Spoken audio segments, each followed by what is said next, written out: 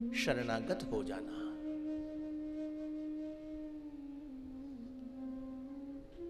किसी भी शास्त्र को लें, किसी भी सदग्रंथ को लें, किसी भी पुराण को लें, वेदों का अध्ययन करें, इन सारे धर्म शास्त्रों का, धर्म सदग्रंथों का एक ही सार है। और वो सार क्या है?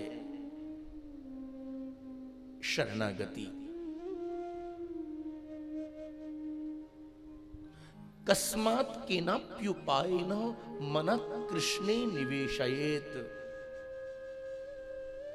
किसी भी उपाय से, किसी भी ढंग से हम सबका मन बुद्धि चित्त श्री कृष्ण चरणों में रम जाए,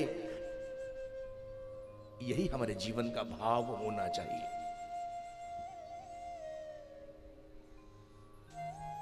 भाव के भूखे हैं भगवान, भाव चाहिए। पूर्ण समर्पण चाहिए, पूर्ण समर्पण। श्रीमद् भगवत गीता में श्री कृष्ण अर्जुन को महाभारत के युद्ध में गीता सुनाते हुए और संपूर्ण गीता का सार कहते हुए श्री कृष्ण ने कुरुक्षेत्र की रणभूमि में पार्थ अर्जुन को कह दिया, अर्जुन सर्वधर्मान परित्यज्य माम एकम शरणम ब्रज, अहम त्वा सर्व पापेभ्यो मोक्षयिष्यामि मा शुचा।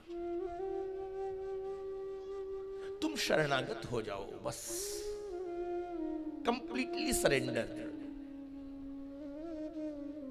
भगवान के मंदिर में जाते हैं, कथा सुनने जाते हैं, लेकिन हमारे जीवन में संपूर्ण सर्वांगीण सर्वतोभावेन समर्पण नहीं है, अधूरा है समर्पण।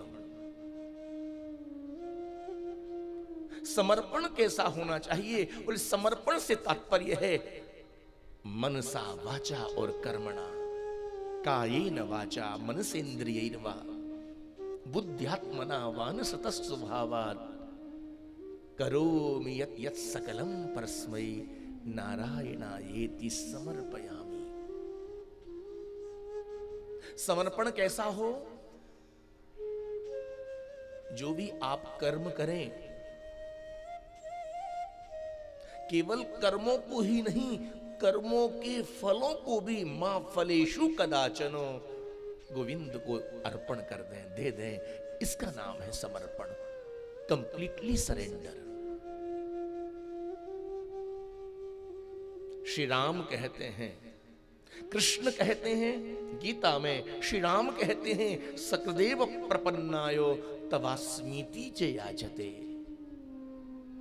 अभयम सर्वभूतेभ्यो ददाम्ये तत्प्रतम मम। कोई एक बार समर्पित हो जाए, शरणागत हो जाए, उसके जीवन के कोटि कोटि जन्मों के पापों को तापों को मिटा देता हूं मैं।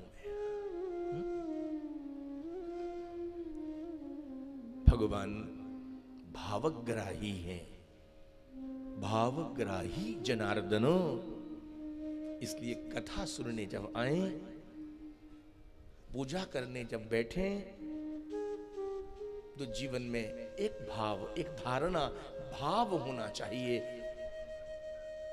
भाव का भूखा हूं मैं और भाव ही बस सार है। भाव से मुझको भजे तो भव से बेड़ा पार है। देखो भगवान ये नहीं कहते, कई लोग तो ये समझते हैं बहुत सारे फूल चढ़ा दो, 108 पुष्पों की अर्चना कर दो। कुछ लोग कहते हैं 108 तुलसी के दल षड्ग्राम भगवान को चढ़ाओ, 1000 नामों से अर्चना कर दो।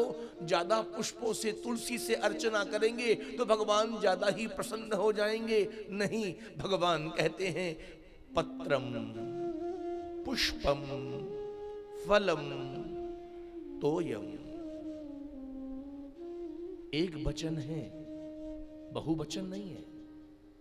पत्राणी नहीं, फलानी नहीं, पुष्पाणी नहीं है।